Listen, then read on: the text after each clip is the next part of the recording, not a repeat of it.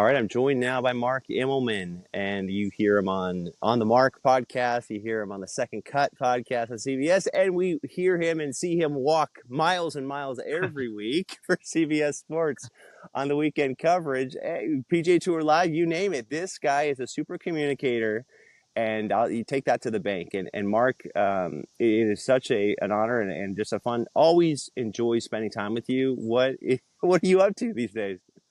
Well, Garrett, the feeling is mutual. I love spending time around you. Sadly, we don't get enough time given our schedules. What is up? Here in late July in 2025, we're nearing the end of our CBS broadcast schedule. We've got two more events. And then I've got one or two events for PGA Tour Live in the fall. But I'm about to now become full-time dad and husband for the next few months as it's football season on CBS. So looking forward to that. It's been a great year. We're around to document so many incredible events on the PGA Tour and in World Golf. It's been a bit of a thrill, but I'd be lying if I didn't say I was counting down the days to being home a little bit more. I really like that. You could go so many directions with that. You said there's the thrill. Jim Nance, one of our good friends and golf fans would know, he's just one of the great commentators. One of his super strengths, you said, is just he believes in the story. He goes all in when the story's developing right in front of you. It doesn't have to be a blowout or whatever it is. He gets into it. To you, what story has resonated the most this year so far? Well, first off, to Jim, I think you talk about super strengths. I would say authenticity is one of his as well. And where if you've ever met him, he knows exactly who you are. He'll remember your name. And it's not fake. Nothing's contrived. It's exactly who he is. Because he's got a deep passion for people and he loves what he does. I mean, it keeps him going. It's almost like he's fuel. But to the stories, gosh, I think the biggest one, and I believe all my colleagues would agree, was, Rory McIlroy at the Masters and the Grand Slam, the completion thereof. And not just that it was done, it was the entire story where, the week was kind of turbulent. If you look at how he played, like he started off incredibly well, then stumbled his way to the finish in round one. And then round two comes out there and has that incredible start. I think it was round two, it all blurs kind of thing. And then, Right. then Yeah. he builds on this and then he's got the lead in the final round. And I think if you weren't pulling for Rory to win, you weren't a fan of golf. Which is my belief. And to watch him go through that whole thing and build a lead, then lose a lead, and then build the lead, and then almost lose it and have to go to a playoff, and then eventually hit a wedge there close and make it. It was theater. It truly was theater. And to have one of our great champions win at one of golf's cathedrals and complete an incredible career feat was unreal. I mean, we've had lots of stories, but that one I would say, if you asked all of my colleagues, we would say that the Masters and Rory was the highlight of the bunch. Yeah, I'm with you on that. And it's an emotional thing for golf fans because we can relate to him. That's one of the great things that Matt Adams said is that Tiger Woods may have been the greatest champion that we've seen in 30 years, but Rory is a champion that you can relate to. And the way that his emotions, the way he wears them on his sleeve, and the mistakes he made on the back nine, that could have been any of us in some weird way.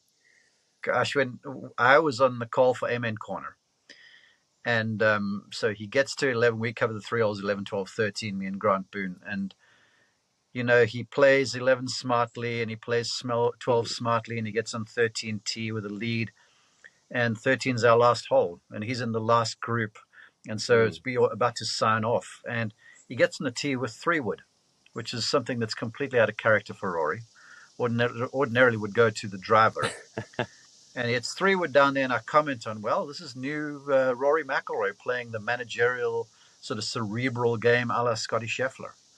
And so now he's in the fairway, but with that hanging lie, and the risk outweighs the reward, but old Rory would have gone for it, but new Rory laid up very smartly, and I'm now overcome. And I'm like, well, Rory is clearly walking the talk.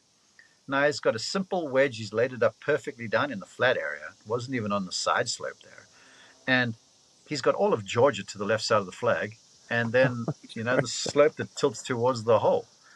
And he whiffs this lob wedge into the creek, the tributary to Rays Creek. And I think I threw up in my mouth a little bit. I mean, I felt nauseated, and that was the theater of it, because we sign off with Rory's face, which is ashen, and he's Mm, basically standing there looking out in the distance, going, "I've blown this." And I mean, I still kind of get goosebumps a little bit. And so it was the ultimate in the highs and the lows and the whole thing. And you talk about Rory wearing his emotions on his sleeve. You could see where he was. You could see it all mm. over his face. And then somehow he picked himself up off the canvas and birdied 15 and birdied 17, and then dumps a wedge in the bunker. It was up and down and in and out, and it was memorable, to say the least.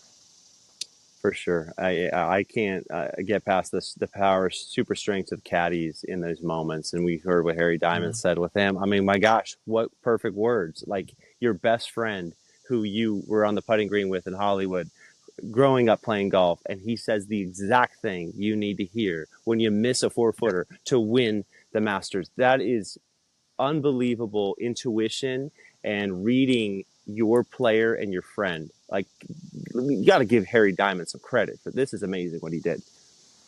You do. And look, I'm a huge fan of Harry, and that term you use, super strength, is so appropriate, because I believe really powerful people sort of speak softly, but they carry a big stick. And, there's not a lot of bluster with him. Harry knows his role, he's unassuming about it. He knows Rory's the star, he knows he's Rory's wingman, and he plays that role perfectly. Sometimes so quietly that he gets critiqued for how he does his job. Where the reality is, if people would just shut up and watch the situation and realize, here's Rory, um, Lost your who video there for a trusts this. second. Yeah, mine looks like your video. There you go. There you go. There you But go. yeah, So, just so here's Rory, who has had him for umpteen years on the bag now, who knows exactly what Rory needs. And Rory, I believe Harry was kept on the bag for just that moment, where he looks at Rory as they go to the playoff and says to him, "Hey, if I'd said to you at the beginning of the week you were going to be in a playoff to win the Masters, you would have taken it." And Rory was like, "Heck yes, I would have. Let's go and do this." And so all of the years before, and all the critique and all the noise and all the sort of stuff, all us pundits, how we critiquing and opining and stuff, here was Harry was made for that moment, and he showed up, and all kinds of testament to him, and kudos to him for what he did.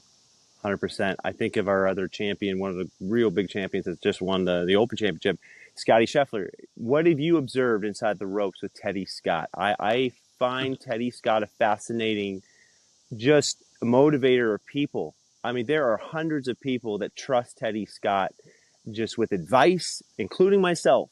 So what do you see as a super strength for Teddy Scott as they win these big championships? Ted Scott, in his own way, is an evangelist, and he's a minister in his field.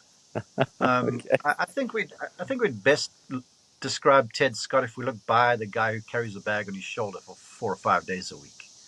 Um, at Hilton Head for the RBC Heritage this year, Sunday was Easter Sunday, Resurrection Sunday, and the local chapter of one or other church put on a sunrise Easter service, and Ted gave the sermon.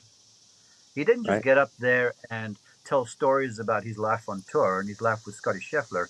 He actually gave an Easter sermon.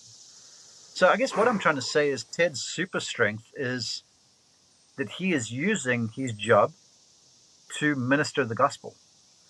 And he does it in a very simple, very um, unabashed way, but he's not in your face about it either. And then the beauty about Ted is it's not just his words, because his actions match. Ted is always free with a smile. He's quick to smile. He answers to anybody. I mean, the guy Yeah, he does. honestly is he could be in a cloak in a church somewhere, and he walks what he says. And his strength around Scottie is to just keep Scottie true to who Scottie is. And it's easy for Ted, because I feel like Ted is true to who he is. And you talk about timing and placement. Ted's been exactly where Ted's needed to be over his entire career. And he's getting the rewards there for too. Mm. Because I guarantee you his job was not easy all the time. I mean, he's on No. Scottie Scheffler's bag, which is hard work, but it's easier compared to places he's been in the past. So I have the utmost admiration for Ted. And to, like you say, when he's around, I try and grab time with him. I just to hear what he's got to say, because he's always got something wise and always got something insightful, and then more importantly, motivational. When you leave a Mm. conversation with Ted Scott, you feel better about yourself, and that speaks to who he is. Yeah, and I think as we what he did in 2022 in that first Masters win, what would be the first Masters win for Scottie, he had a way of what I could tell on the broadcast, busting Scottie's chops anytime the moment started to get bigger. It was hilarious. Like Scottie would make a birdie on 12 at Amen Corner. Oh my gosh, no one's birdied 12 all day. And Teddy's like, hey, buddy, you can see him. He's joshing his guy in a huge moment as Scottie takes the lead. And I'm like, wow, this guy knows how to get the most out of his player. Like that's unbelievable. Like, so when you see Scottie put his arms in the green jacket, give some Mm-hmm. credit to Teddy for those kinds of things. Well, every great leader, if you go through Bibles and stuff, they always had a wingman. You have Moses and Joshua, and Right. Joshua had Caleb, and you had the folks that held Joshua's arms up when they were marching around Jericho as they were the Israelites were walking into the promised land. So there's always been somebody at their side. And Teddy is that guy, and Teddy, like Harry, is prepared to be the wingman. And it's not about him. And like I say, is the ultimate motivator. But he also keeps it real, because Ted is helping Scottie galvanize what Scottie's belief system is, which is that golf fits into his pyramid of life underneath Right. faith and family. So if Scottie, it's a bad shot. Ted's like, oh man, come on, it's golf. You're all right. We're going to be fine. Mm. And sometimes there's a joke, sometimes there's a smile, sometimes there's a hand off the club. It's done in different ways all the time. But I think if you had to really delve deeper into the whole thing, Ted Scott has a comfort level with himself to be able to do that. Because if we had to just put any old person on Scottie's bag for the week, they wouldn't Yeah. be able to go, yo, Scottie, man, are you serious? You just missed that shot. Ted Scott can, because Ted Scott's comfortable with who he is. Like, on the final green when Scottie had umpteen putts to win and then missed again, and then was about to miss another, and Ted walks up to him and kind of goes, yo, bro, you okay? It's just sort of jokingly so. And apparently Scottie's response was, yeah, I'm fine. I've got this. And I don't think anybody within the sound of our voice would have the gumption in a moment like that to be able to walk up to Scottie and with a moment of levity go, "You're right, dude. I mean, have you got this? Do I need to help you?" Mm-hmm. And that speaks to who Ted Scott is. So it's the insides that he has that are just so appealing to me. 100%. And what also is appealing, I think, is also watching the dominance of Scottie Scheffler. You said, well, I've heard some comments you made about when people say it's boring. The naysayers out there saying, "Gosh, this is boring. This Open, I'm not getting up for this on Sunday morning." But it's Yeah. brilliant performance. What is your take on that? I got the hair on the back of my neck up a little bit when I saw social media going, "Oh, this is a snooze fest," or "This is boring" and stuff. Because the way I see it, like in any other sport or in life, we laud a child when a child makes 100% on a test, or when some gymnast does the perfect floor routine, or let's say Sure. they're on the balance beam, which is so hard, okay? And it's the balance beam in gym is riddled with disaster, and you could have points docked at the blink of an eye. And then when someone's got the perfect run going, you're almost sitting there with bated breath and anticipation going, are they going to pull it off? There's drama in that. If you watch show jumping, my wife Tracy is a former equestrianist. They got the perfect run going, and you're like, is this horse going to hit a pole over one of these jumps? Right. And so there is some anticipation. And if people just had to get over themselves and realize when you're watching something like that unfold, it's not boring, it's anything but boring. Just because someone's not making a run doesn't mean it's boring. It means that they are being roundly outplayed. And then Yep. you need to look at the guy who's doing the outplaying and go, wow, we are actually fortunate to watch this stuff going on. Because my mea culpa was, when Tiger was at the heights of his power. I was Mm, teaching full time on the tours, and to me, Tiger was kind of always the competition. And so sure. you'd see him win, but I never appreciated him winning like he did. And we'd see the shots and be like, yeah, okay, that's cool. But now looking back on it, that was a mistake on my behalf. I should have appreciated everything and the fact that I got to see that with my own two eyes. Some of these shots he would craft and pull off. So I'm not going to make the same mistake with Scheffler right now because he is operating at a level that's like Mozart with a golf club in his hand.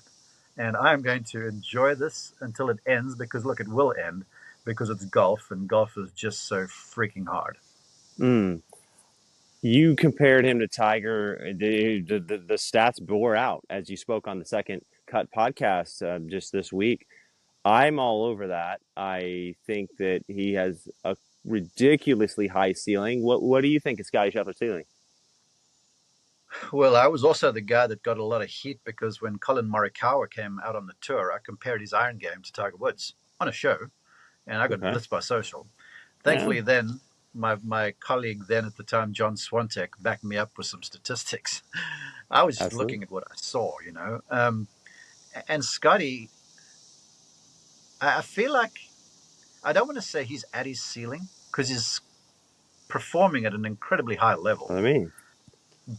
But I've just got to listen to what he has to say. And after the Open Championship win, someone asked the inevitable question, which was like, okay, have you thought about Shinnecock Hills and the Grand Slam? And Scotty acknowledged the question, but shut it down and said, look, I've got the playoffs, the FedEx Cup playoffs, and the Ryder Cup left this year. He goes, I'm going to play those. And then after that, I'm going to take some time off. And I'm paraphrasing now. And then I'm going to connect with my team and we're going to decide where I can improve. And I was like, gosh, okay, so he's still looking to improve. It's not winning tournaments. He's just looking to keep cobbling on his skills a little bit and sneaking a little bit out here and there. So he seems to think he can get better. So I believe that. Um, with me as a former full-time golf teacher, there's always trepidation to it because, if the Mona Lisa, why fiddle with the Mona Lisa kind of thing? Um, but there's areas that he can improve. Obviously, he believes, and so I believe it. So maybe he's not at the ceiling, but look, the results are. The guy is not just winning; he is essentially winning at a canter if he was a racehorse, and everyone's acknowledging it. All the game's best players are going. He's operating at a place where we aren't right now. Right. So because of that, because we know what we know about that his competition, right? That there are little factors like Brooks Koepka's injury, nagging injuries. I mean, I even saw Rory grabbing his left knee during practice a few times, Tuesday, Wednesday. I mean, we're not seeing any injuries so far from Scheffler. So barring a good injury, I think if he doesn't get injured, he's got the team in place. I think that it's possible he could catch Tiger Woods for the major total. And Uh, it might sound crazy, but I want you to react to that. 14 is a long way away. I was one of the few guys that said, even from the start, that Tiger was never going to get to Jack's record just because it's so much. And there's a cliche that goes, a bird in the hand is worth two in the bush. All right. Okay. So Scotty's got four. I think the next goal is five. Or for Scotty, the next goal is just to keep doing what I'm doing. Right. But you remind me of a funny interaction. My two boys that work with me on the course for CBS, Craig and Tyler. And we've got a group text going on, and there was lots of banter back and forth during the Open. And at the end of Saturday, I think Craig texts, he goes, does Rory have a chance tomorrow in the final round? And Tyler's very quick, witty response was, only if it's ravioli night in Port Rush. Oh Okay. my God. Which was the dig on Scotty and the hand injury, with the glass where he Yeah. hurt himself. And you bring up such a good point because injury is the one thing that it happens so easily and it can be career threatening. I'm related to a golfer who had a bad injury to a Mm, wrist and a forearm. So I know it intimately. And Scotty, thankfully, I feel like his technique, apart from on his ankles, maybe, it doesn't put a mm, lot of stress on his joints, on his back or his wrists and stuff. So I feel like if things continue the way they are, he's going to be just fine. absolutely. I'm going to wrap us up here, but I did want to say your dad said your super strength is your ability to paint a picture. You're a great listener, but you really you paint a picture so well. in 30 seconds, we deserve so much more, but in 30 seconds, what is the most important thing about Ian Baker-Finch, who will be retiring? Ian Baker-Finch is Hall of Fame at life to me. He's an incredible husband. He's been married to Jenny forever. They got beautiful daughters, and he's now a grandfather. And to watch him with his grandkids and his family, it's like he dotes over them, and they are his life. And then when he goes to a golf course, be it the 3M Open or be it Royal Portrush or Muirfield, he looks at everything with this look of adoration. It's like he loves golf, and it's infectious. I took a picture of him a couple of weeks ago at Muirfield on a perfect Scottish afternoon. It was clear. You could see the first, the fourth. He's looking over Muirfield, and here's the 1991 Open champion with his cell phone taking a picture of the landscape. And I was like, this is just perfectly Ian Baker-Finch, because he has this manner about him where he looks at golf from a fan's point of view. And he looks at golf like a child. And he's in love with golf. And he's in love with what golf has done for him. And then it flows. It's infectious. And look, he's Hall of Fame at life, in my opinion. I love that, Mark. Always really enjoy connecting with you, visiting with you. It's not talking to you; it's visiting with you. And Mark, you're one of the good ones, man. And I love doing this. And we'll stay in contact. I appreciate this. Appreciate you. God bless. Keep shining. Keep doing what you're doing. Thank you, buddy.